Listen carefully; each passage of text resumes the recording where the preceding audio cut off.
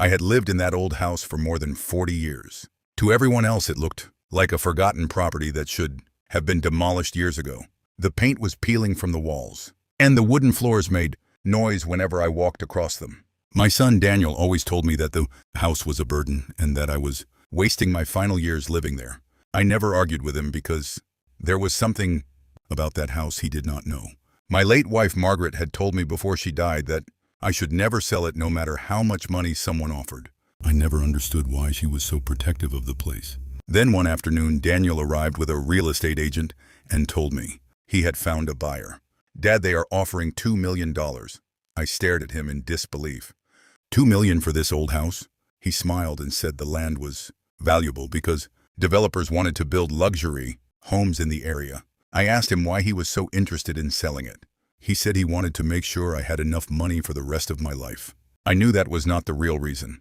Daniel had been struggling with his own debts for months. He wanted the money and he believed I was too old to understand what was happening. I refused to sign anything. Daniel became angry and said I was being selfish. "You are almost 70 years old, Dad. What are you going to do with this house?" I looked at him and quietly said, "There are things about this house that you do not know." He laughed. "What could possibly be here?" I did not answer. That night I opened the old wooden box Margaret had left behind. Inside was a photograph of the house from decades ago and a small brass key. On the back of the photograph she had written only 6 words. "Never let Daniel find the basement." I kept staring at the words on the back of the photograph. Never let Daniel find the basement. I had lived in that house for 40 years and I had never heard Margaret mention a hidden basement. The house had a small storage room beneath the kitchen, but I had always believed that was the only space underneath the property. I called James, my old family lawyer, and asked him if he knew anything about the house. There was a long silence before he answered. "William, I was hoping you would never have to ask me that question." My heart started beating faster. I asked him what Margaret had told him before she died. He said she had made him promise to keep one part of the property records private. "What part?" I asked. James said the original construction plans showed a sealed section beneath the house that did not appear on the modern property records. I looked at the photograph again. Suddenly, I noticed something I had never seen before. Behind the house was a small stone structure that had been covered years ago. I asked James if that could be connected to the hidden basement. He said it was possible. Then he told me something even more disturbing. The house had been built on land that once belonged to my wife's grandfather. According to the old records, there had been a private room beneath the property that was used during the war to protect important documents. I asked James why Margaret had never told me. He said she had discovered something inside that room shortly before her death. "What did she find?" I asked. James became quiet again. Then he said, "I do not know exactly, but she told me that if anyone ever tried to sell the house, you should check the basement before signing anything." I immediately ended the call. Daniel was coming the next morning with the buyer. I knew I had very little time. That night I took Margaret's brass key and walked toward the old storage room beneath the kitchen. I had never tried the key there before. When I inserted it into the lock hidden behind an old wooden shelf, the key turned. A section of the wall slowly opened, and behind it I saw a narrow staircase leading into darkness. I stood at the top of the hidden staircase for several seconds. I wanted to turn around, but something inside me kept telling me that Margaret had left that key for this exact moment. I grabbed a flashlight and slowly walked down. The air became colder with every step. At the bottom I found a narrow stone hallway covered in dust. There were no lights and no windows. I followed the hallway until I reached a heavy metal door. The brass key fit the lock perfectly. When I opened it, I saw an old wooden desk and several metal cabinets covered with a thick layer of dust. On the desk was another photograph of Margaret and her grandfather standing in front of the house. Beside the photograph was a sealed envelope with my name written on it. My hand started shaking as I opened it. Margaret had written the letter shortly before she died. She explained that her grandfather had hidden something beneath the property many decades ago because he was afraid someone would steal it. She never told me exactly what it was because she wanted to protect our family. Then I read the sentence that made me stop breathing. "William, if Daniel ever tries to sell the house, you must open the cabinet marked 17. Looked across the room and noticed 17 metal cabinets lined against the wall. I walked toward number 17 and tried to open it. It was locked. I searched the desk and found a small key taped beneath one of the drawers. When I opened cabinet 17, I found several old documents wrapped in cloth. The first document was a property record from 1958. The Second was a handwritten agreement between Margaret's grandfather and a mining company. I could not understand why a mining company was connected to our old house. Then I found a map of the land beneath the property. A large section beneath my house had been marked in red. At the bottom of the map was a handwritten note. The value of what lies beneath. This land is greater than the house itself. I stared at the words in complete silence. Then I heard footsteps coming from upstairs. Daniel had arrived early, and he was not alone. I quickly folded the map and put the documents back inside cabinet 17. I closed the metal door and hurried toward the hidden staircase. Before I reached the top, I heard Daniel's voice coming from the kitchen. "Dad, where are you?" I stayed silent.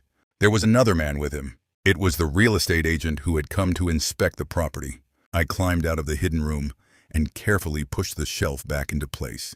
Daniel was standing in the kitchen with the agent. He looked at me and immediately asked why I had not answered him. I told him I had been checking something in the storage room. The agent looked around the house and said, "The buyer was ready to complete the purchase." Daniel smiled and said, "Good, we can finish everything." Today, I looked at my son and asked why he was in such a hurry. He said the buyer had already arranged the money and that delaying the sale could cost us the deal. I knew he was lying. He wanted the house sold before I could discover what was underneath it. I told them I needed more time. Daniel became angry and said I had promised to cooperate. I calmly replied that I had never promised to sell my home. The agent stepped outside to make a phone call. Daniel lowered his voice and said, "Dad, you do not understand how important this sale is." I asked him what was really going on. He refused to answer. Then his phone rang. He walked toward the front door and answered it.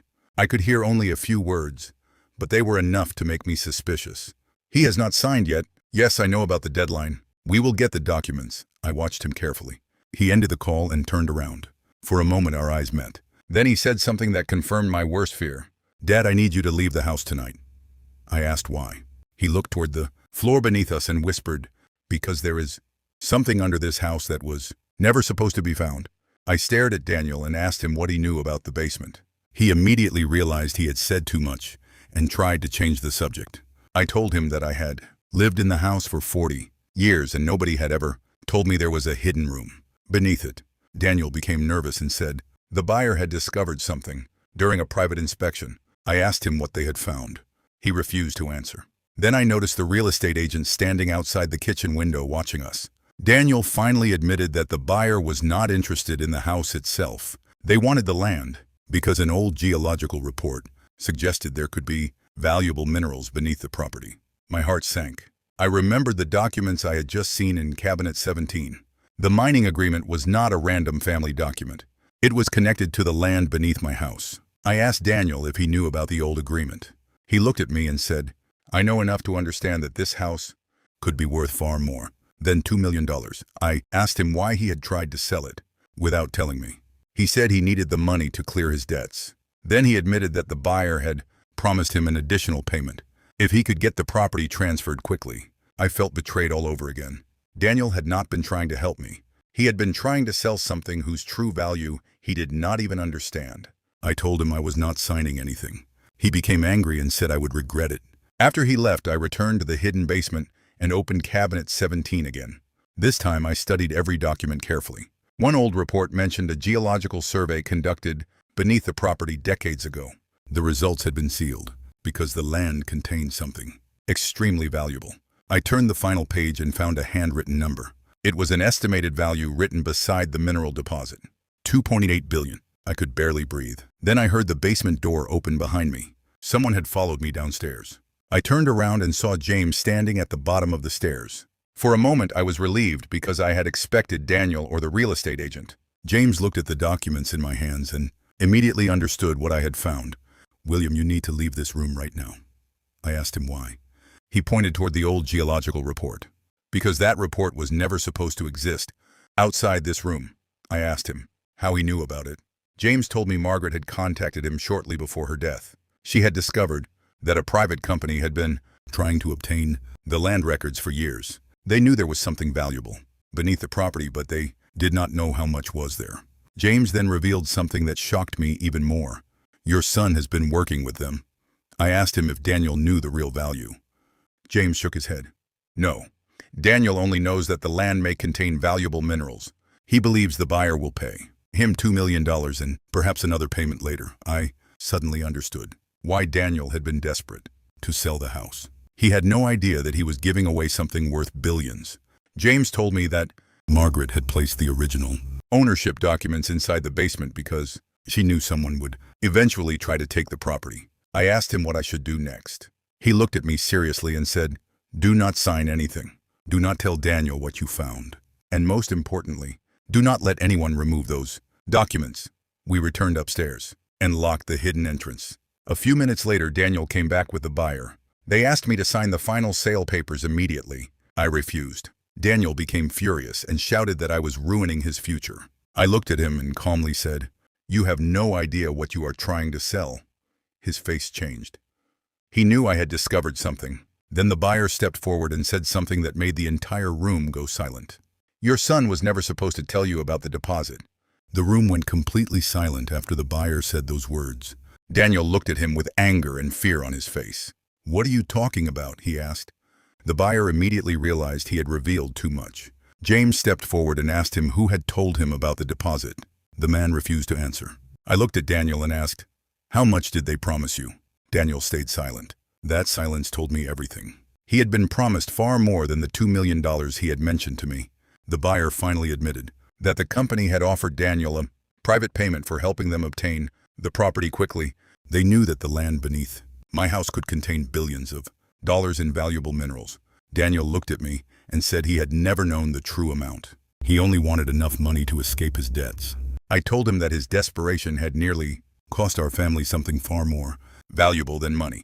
James then took the original property documents from the folder and placed them on the table. He explained that the mineral rights had never been transferred to any company. They still belonged to the legal owner of the property. The buyer immediately tried to argue that the old mining agreement gave his company certain rights. James calmly replied that the agreement had expired decades ago. The buyer's expression changed. He realized that his entire plan was collapsing. Then James showed me another document. It was a recent geological report confirming that the mineral deposit beneath my property could be worth more than $2.8 billion. Daniel stared at the report in shock. "Dad, you knew?" he asked. I told him I had only discovered the truth that night. Then I looked at him and said, "You were ready to sell your father's home for $2 million without even knowing what you were giving away." Daniel lowered his head. But before anyone could say another word, a black car stopped outside the house. A man stepped out and walked toward the front door. James saw him through the window and immediately became serious. "William, we have a much bigger problem now." The man entered the house and James immediately recognized him. He was the former director of the mining company that had been trying to purchase my property. He looked at the documents on the table and then looked at Daniel. "You were supposed to get your father to sign." Daniel stepped back and said he had tried. The man then turned toward me and explained that his company had known about the mineral deposit for years. They had waited because they could not legally access the land without my approval. I asked him why he had offered Daniel money. He said Daniel had contacted them first because he needed money to pay his debts. I looked at my son and felt deeply disappointed. Daniel finally admitted everything. He had secretly contacted several buyers and told them he could convince me to sell. He had never told them that Margaret had protected the property through a special family trust. James then opened another folder and showed the man a legal document proving that the mineral rights could not be transferred without my written approval.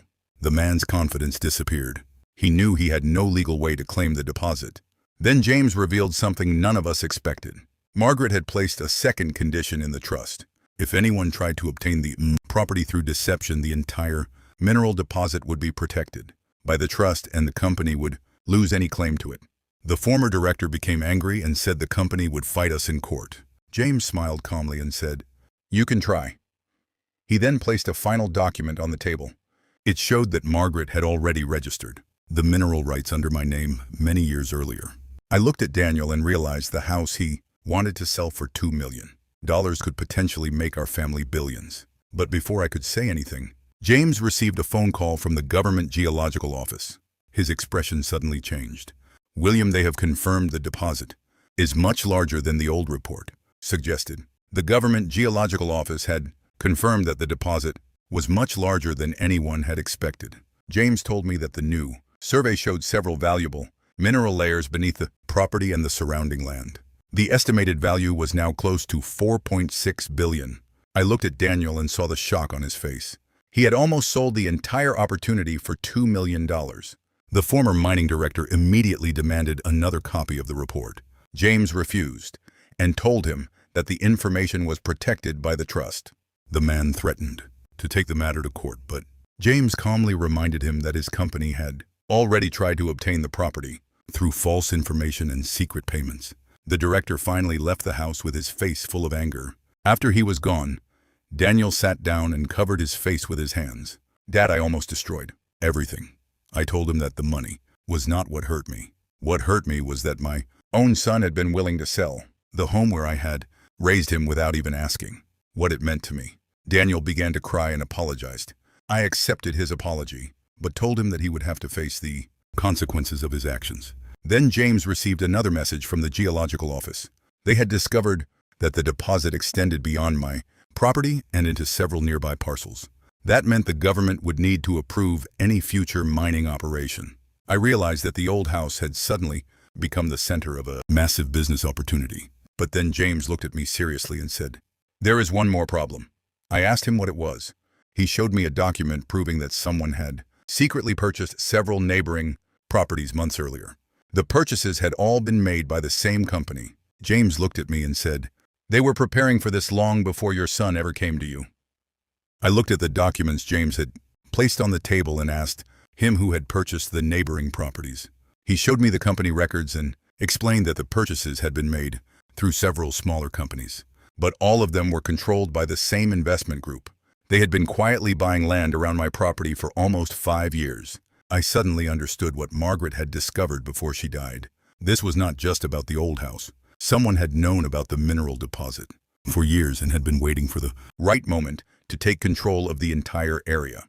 Daniel looked at the documents and admitted that the buyer had never told him about the neighboring properties. They had only promised him money if he convinced me to sell. James then showed me an old letter from Margaret. She had written that she suspected someone was slowly buying the land around us. She had hidden the evidence because she believed they would eventually try to pressure our family into selling. I felt a deep sadness because she had carried this secret alone for years. Then James revealed something even more surprising. Margaret had already contacted the government and placed a temporary protection order on the mineral rights. That order was still active. The investment group had spent millions buying surrounding land, but they could not legally access the deposit without my approval. Suddenly, their entire plan became clear. They needed my house more than they needed the other properties. Daniel looked at me and asked what we should do. I told him I was not going to sell. I was going to find out who had been behind this plan from the beginning. James agreed and said there was one document that could reveal the name of the person who first discovered the deposit. He opened the oldest file in the basement and slowly pulled out a handwritten report. At the bottom was a signature I recognized immediately. It belonged to someone I had trusted for decades. I recognized the signature immediately. It belonged to my wife's older brother, Michael. He had been part of our family for decades, and I had trusted him completely. I asked James why Michael's name was on the original report. James explained that Michael had worked with the mining company many years ago and had been one of the first people to discover the mineral deposit beneath our land. But instead of telling Margaret and me the full truth, he had secretly shared the information with investors. They had started buying the surrounding properties long before we knew anything about it. I felt betrayed because Michael had sat at our dinner table many times while hiding something worth billions from us. Then James showed me another document. It proved that Michael had recently contacted Daniel and encouraged him to sell the house quickly. Daniel looked shocked and admitted that Michael had told him the property was worth around $2 million and that he should take the offer before the buyer changed his mind. I asked Daniel if Michael knew about the hidden basement. He nodded slowly. He told me there was nothing important down there. Looked at James and realized that Michael had known exactly what was inside that room. He had been trying to keep me away from the documents. Then my phone rang. It was Michael. He asked to meet me alone. I refused. He became nervous and said he could explain everything. I told him there was nothing left to explain because I had already seen the evidence. He went silent for several seconds before saying something that made my blood run cold. "You do not understand, William. Your wife did not hide the basement because of the minerals. She hid it because of what else was buried down there." I froze when Michael said there was something else buried beneath the house. I immediately asked him what he meant. He refused to explain over the phone and said he would only speak to me in person. I told him that if he wanted to explain himself, he could come to the house with James present. An hour later, Michael arrived looking much older than I remembered. He sat across from me and finally admitted that Margaret had discovered the mineral deposit years earlier, but that was not what frightened her. She had found evidence that several people had been secretly moving money through the property for decades. The old basement had been used to store records connected to those transactions. Michael had helped hide those records because he had been afraid of the people involved. I asked him who they were. He looked at James and said the mining company was only one part of it. He then explained that the original investors had used the property as a meeting place because nobody suspected an old family house. Margaret had discovered their secret and copied the records before hiding them in the basement. That was why she had written the warning on the photograph. She knew that if someone ever tried to sell the house, they might be searching for those records. James immediately returned to the basement and searched the old cabinets again. Behind cabinet 17, he found a second hidden compartment. Inside it was a small metal box. The box contained several account records and photographs of people meeting at the property decades ago. Then we found one final document. It showed that the investment group had been secretly paying Michael for years. I looked at him and asked why he had never told us. He lowered his head and said, "Because I was afraid they would come after my family." I wanted to believe him, but something about the records still bothered me. One name appeared repeatedly in the documents. It was not Michael's name. It was someone who had been much closer to my family. And when I saw it, I realized Margaret had known the truth all along. The name on the documents was my own son Daniel's name. I could not speak for several seconds. Daniel looked at the papers and immediately started shaking his head. He said he had never seen those documents before and that Michael must have used his name without telling him.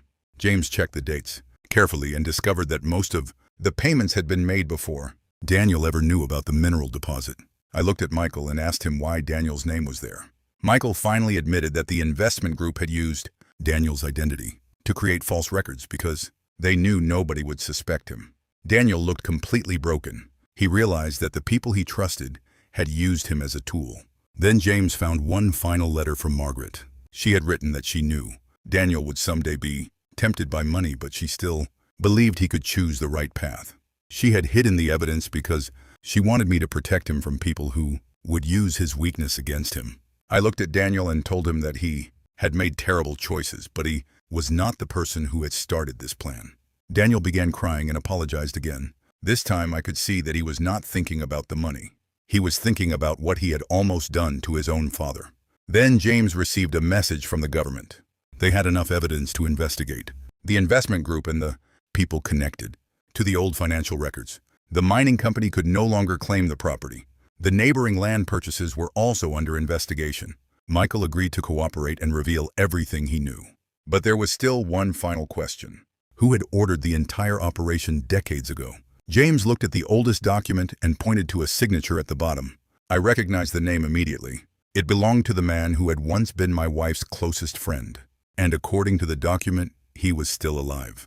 The name on the document was Robert Hayes. He had been my wife's closest friend since childhood and someone I had trusted for almost 40 years. James explained that Robert had discovered the mineral deposit with Michael decades earlier and had secretly organized the investment group that later tried to take control of the land. When we confronted him with the evidence, he finally admitted the truth. He had spent years buying the surrounding properties because he believed the mineral deposit would eventually make him billions. He had used Michael and then Daniel because he knew our family would never suspect them. I looked at Daniel and realized that my son had been manipulated by people who knew exactly how desperate he was. I told Daniel that I could forgive his mistakes, but he would have to spend the rest of his life proving that he deserved my trust again.